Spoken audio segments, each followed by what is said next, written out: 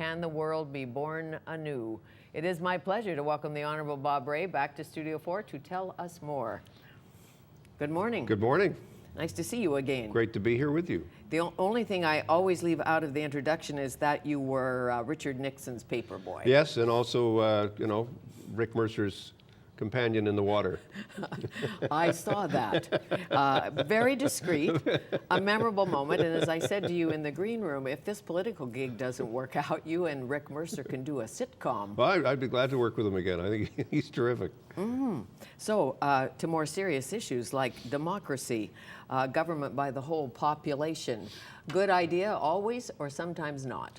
Well, good idea, yes, because it reflects, I think, our basic human values, our sense of what it means to be truly human and how we form political societies together, but not something you impose from the outside and not something whose growth and development is easy or automatic. And I think we've suffered a little bit in the last while from a kind of a naive view that we can simply go into a country and impose a constitution and impose democracy. And I think we're having to learn, as a result of what's happened in Iraq and Afghanistan and other places, we're having to learn a lot of humility in the face of some of the intractable issues that we see. But is it universal? Look what's happening. Look what's happening this week. I mean, what's happened in Tunisia, what's happening in Egypt, what's happening in other places. There is a very strong human desire for freedom and for expression and for people's ability to be themselves. Thomas Jefferson, who lived the contradiction, slaveholder and theorist and philosopher of democracy, said, at the time, American Revolution, French Revolution, said democracy is an infectious idea. It is infectious. I think we've seen the infection go from Tunisia to Egypt via the internet. What happens next? Who knows? Well, in an age of WikiLeaks and blogging and tweeting, when a country can shut down cell phones and shut down the internet. Not forever, though. You can shut it down for a while, but I mean, what's interesting is it was that great Canadian guru, who I'm sure you're in the business, so you know, Marshall McLuhan, who pointed out that these technologies have a real impact. We go from the printing press to television, radio to television, and now to the internet. It's having an impact, and you can shut it down for a bit, but you can't. It's very hard to stop it. Anybody interested in foreign affairs, interested in world peace, probably didn't sleep so well last night, including President Barack Obama. And as you know, the United States, a great military power, but often weighs in on the side of the dictator. This time, trying to stay in the middle, saying we're not on either side. The protesters certainly want democracy, and we're for that. And we have a man who's run this country for 30 years, who's our friend. Yeah, it's tough. What to do? Look, what to do? First of all, there's no simple answer. The Americans are not going to decide Egypt's fate. The fate of governance and democracy in Egypt will not be settled by the United States or the Soviet Union or any outside force. That isn't going to happen. What is going to happen is that Egyptian institutions themselves will ultimately determine the short-term course and the long-term course. In the short term, there may be a period, there may be a return to stability, immediate stability. The army may reinforce things, but long-term, Egypt is kind of stuck halfway between modernity, parts of Egypt, very open society. You've got some very engaged, sophisticated business leaders. You've got great talent. It's a great civilization, an ancient civilization, very proud people. But at the same time, you've got 20–30% unemployment. You've got 50% of the country is under the age of 25. You've got all these kids who are out of work, and there's nothing that creates greater instability than a large out-of-work population. We saw that in Europe in the 20s and 30s, and we're seeing it in many parts of the Middle East. It is troubling, and we obviously have a great interest in it because we do have to be aware of the risks or the realities of extremism and how that relates to what's going on. And as far as Egypt is concerned, our Arab ally, partially responsible for some stability in the Middle East. Yes. And if Mubarak is gone, Well, he will go eventually. I mean, Yes. he's no May one. die. He's Yeah, well, old. that happens. You know, I mean, none of us live forever, and I think this is one of the things that leaders have to come to terms with. Things don't last forever. At some point, people have to leave this mortal coil, whether they leave it, you know, voluntarily or whether they leave it some other way. So the trouble with Egypt, I mean, the thing that's made the system stuck is there hasn't been a consensus in the ruling party about transition. What is the transition? Who is the next leader? There's a lot of talk about Mr. Mubarak's son, talk about some other people, and then, frankly, a civil society that's growing that wants more transparency. Mr. Al-Bayadry coming in from having been Yes. away, coming back. On the side of the protesters, he's Yeah. a Nobel laureate. Right. Was with the United Nations as a nuclear Yes, right. watcher. Right. Worked at the Atomic Energy Agency, very capable guy.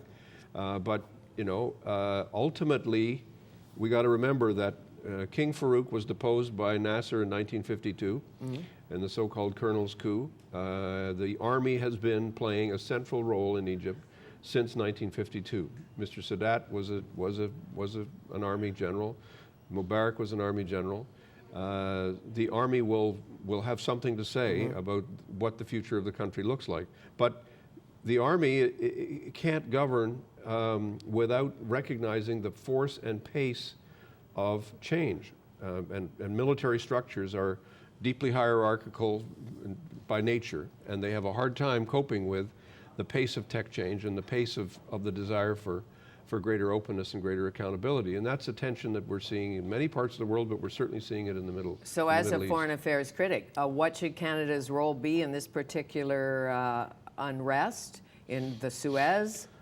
Well, we shouldn't What should we shouldn't do? delude ourselves into thinking that the people of Egypt are waiting for Canada to tell them what should be done. I mean, this is ludicrous. I mean, a lot of reporters ask me this. You know, what should Canada do? Well, Yes. what can Canada? All Canada can do is work with other countries and try to talk intelligently about the things that we know. We know that greater transparency and accountability and openness are good things in government, and they are increasingly seen as universal things that people aspire to. You can't turn off the internet forever. You can't turn off people's cell phones forever. You can't stop people from thinking and acting.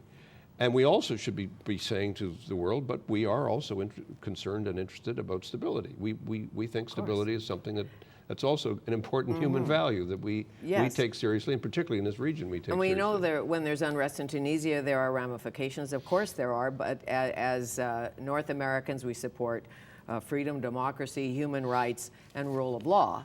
Generally, lofty goals. Lofty goals, but hard to export. Frankly, very difficult, if not impossible, to export. Because it's so associated with other parts of our history that have happened, a whole imperial exercise that we went through for a couple of centuries, which proved to be very painful for the people who were experiencing it. You mean revolutions are hard to keep at home?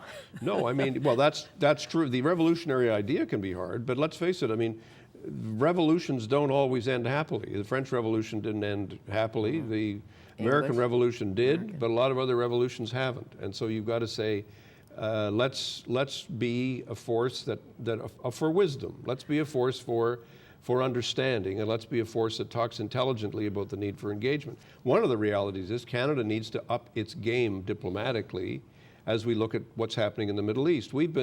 We've had, frankly, amateur hour on the Rito for the last few years. We haven't had a government that was prepared to really systematically engage at the highest level, at the United Nations and NATO and elsewhere.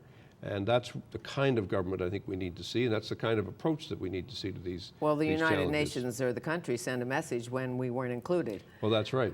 William Fulbright is a man you quote in Exporting Democracy, and 40 years ago he questioned the ability of the USA or a Western nation to go into a small alien nation, undeveloped Asian nation, and impose democracy 40 years ago. In Vietnam. Yeah, I mean, part of what I do in the book is look at the history of some of the debates that have gone on over the last several hundred years, but in our own lifetime.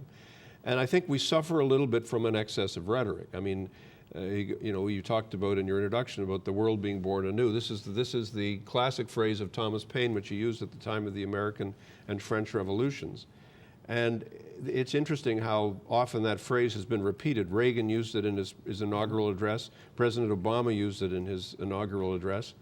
And he's, Thomas Paine is a very frequently quoted guy in the American context.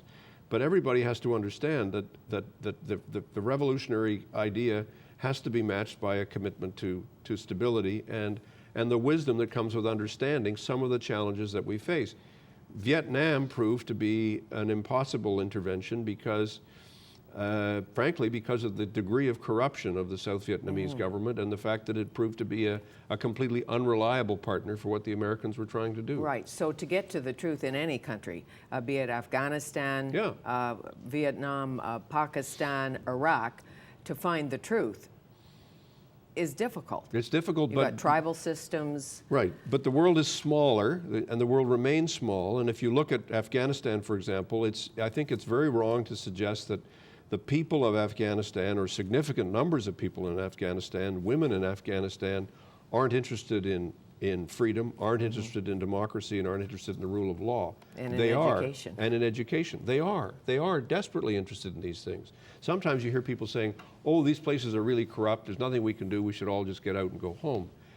I actually don't agree with that. I think we have to remain engaged. I think the form of our engagement needs to be a lot more carefully framed, and we have to recognize that there really aren't military solutions to a lot of the problems that we think are military solutions. If I remember correctly, you encouraged Prime Minister Harper to leave our troops there to train. And so that... And remain engaged in education. And for us to remain engaged in looking at the security systems and the justice system in Afghanistan, and to look at health in Afghanistan, and economic development and social development in Afghanistan. I don't think that we can just walk away from the poorest and one of the most unstable countries in the world and one of the most unstable regions. I think we have to be more engaged with its neighbor Pakistan, which is a real challenge for the people of Pakistan and for us who watch that region. I think the whole region is one that has got a lot of instability attached to it. The one thing we've learned, and I think the one lesson that we have to learn from 9/11 is that this is a faraway place in some ways, but in another very important way, there are no faraway places in the world today. People move around so fast, technology brings us together so quickly that we can't afford to be ignorant about the security issues in places that we didn't know about a few while ago. I think you coined it. Today, Canada is the world, and the world is in Canada. That's right. We'll come back with the Honourable Bob Rae.